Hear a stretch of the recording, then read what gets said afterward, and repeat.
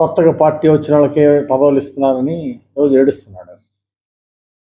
ఏమయ్యా, మక్కనికి పదవి ఇస్తే నీకేంటి ఆ ఏడుపు? చంద్రబాబు గారు ఆయన పదవి ఇచ్చాడు. జిల్లా కేంద్ర సహకార బ్యాంక్ చైర్మన్ ఇచ్చాడు. జీడిసిసి బ్యాంక్ చైర్మన్ మక్కనికి ఇస్తే నీకెందుకు అంత ఏడుపు? ఆయన మాజీ ఎమ్మెల్యే, రాజకీయ అనుభవం ఉంది, నీ పార్టీలో ఉపయోగించుకున్నారు.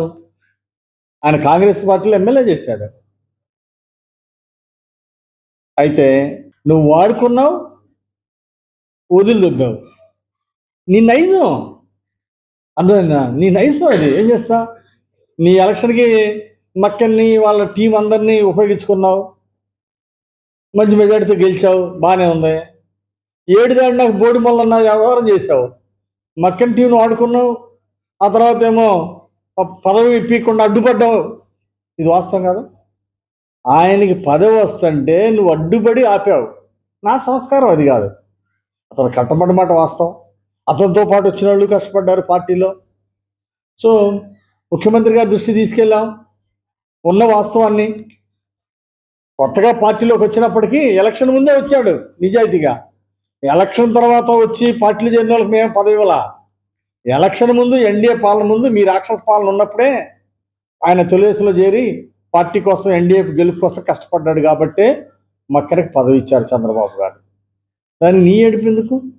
అందరూ పాత వాళ్ళందరికీ పదవులు ఇవ్వలేదు తెలుగుదేశంలో, కొత్త వాళ్ళకే పదవులు ఇస్తున్నారని రోజు ఏడుపులేందా?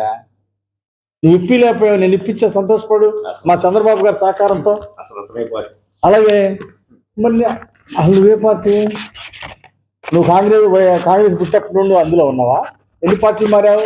నా కోస్తే పసుపు రక్తం వస్తున్నావు. నాతో పాటు తెలుగుదేశంలో నువ్వు కూడా ఎమ్మెల్యే సీట్కి ట్రై చేసినాడువే కదా, మర్చిపోయావా?